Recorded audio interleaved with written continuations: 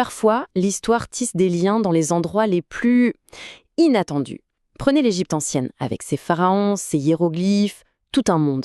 Et de l'autre, Montpellier, une ville ensoleillée du sud de la France. À première vue, on se dit qu'il n'y a aucun rapport.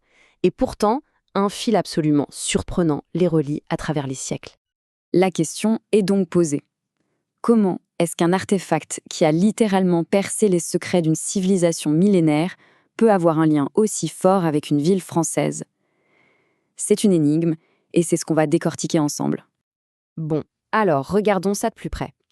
À gauche, on a un des objets les plus célèbres de l'histoire, la fameuse pierre de Rosette. Et à droite, le sceau d'une institution académique de Montpellier. Ce n'est pas une simple coïncidence, loin de là.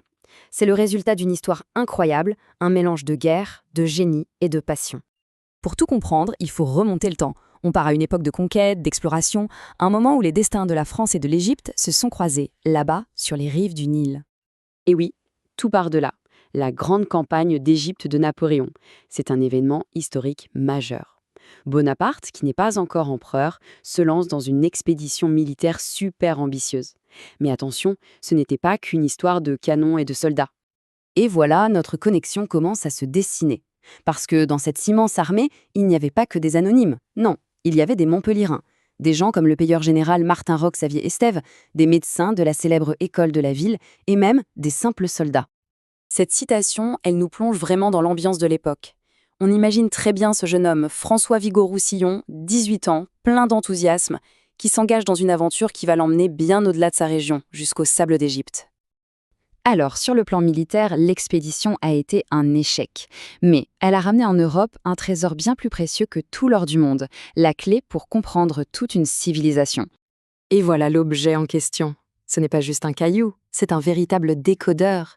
Imaginez, le même texte, un décret officiel gravé en 3 écritures. D'abord en hiéroglyphe, puis en démotique, une autre écriture égyptienne, et surtout en grec ancien, une langue que les savants de l'époque, eux, connaissaient par cœur. C'est là que tout bascule. Pendant des siècles, les hiéroglyphes, c'était un mystère total, une langue morte et illisible.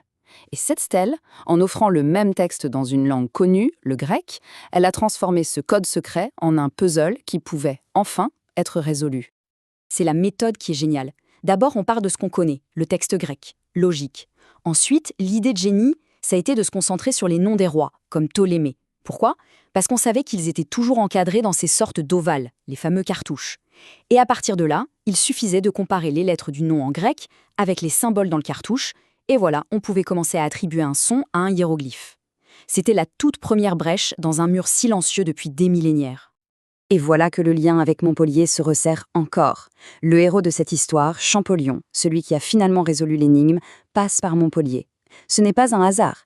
Il revient tout juste d'Égypte et, sur son chemin, il fait une halte dans cette ville, qui était déjà imprégnée de cette aventure égyptienne. Mais la visite de Champollion, ce n'est qu'une partie de l'histoire. Le lien entre l'Égypte et Montpellier, il n'était pas seulement intellectuel, il était aussi très matériel, parce que les Montpelliérains, ils ne sont pas revenus du Nil les mains vides. Très vite, l'intérêt pour l'Égypte a dépassé le cadre purement scientifique. Pour ces hommes, plongés dans une culture millénaire, la tentation était forcément grande de rapporter un petit bout de cette histoire avec eux. Un souvenir, quoi. Un souvenir tangible de leur incroyable aventure. Et ça illustre parfaitement ce qu'ils ont ramené. La collection de Jean-Baptiste Germain-Piron, par exemple, un financier montpelliérain de l'expédition, est un cas d'école. On ne parle pas de statues géantes, mais d'objets plus intimes qui racontent une histoire, un chat sacré, des restes de rituels funéraires. Tous ces objets ont fait le long voyage du Nil jusqu'à Montpellier. Et là, c'est un moment charnière. Les collections qui étaient privées deviennent un bien public. L'intérêt personnel de quelques aventuriers se transforme en une ressource pour toute la ville. C'est à ce moment-là qu'on jette les bases d'un héritage qui va durer. Cette accumulation d'objets et de savoir, ce n'était qu'un début. La petite graine plantée par les soldats de Napoléon allait germer et, au fil des générations, devenir un arbre magnifique. Cette chronologie le montre très bien. Ce n'est pas un accident de l'histoire, c'est une construction patiente. On part du legs initial, puis on a la création d'une chaire universitaire par François Daumas, un vrai pionnier, puis l'enrichissement continu de la bibliothèque. Montpellier a délibérément cultivé sa connexion égyptienne. Ce chiffre, à lui seul, il résume tout l'aboutissement de cette histoire. Plus de 35 000. C'est le nombre d'ouvrages de la bibliothèque d'égyptologie de Montpellier aujourd'hui. 35 000. C'est tout simplement la plus grande collection universitaire de France. Quand on pense qu'on est parti de quelques objets dans les bagages d'un soldat pour arriver à un centre d'excellence mondiale, c'est fou. Et voilà, on a la réponse à notre question de départ. Le lien, ce n'est pas un seul événement, c'est toute une chaîne.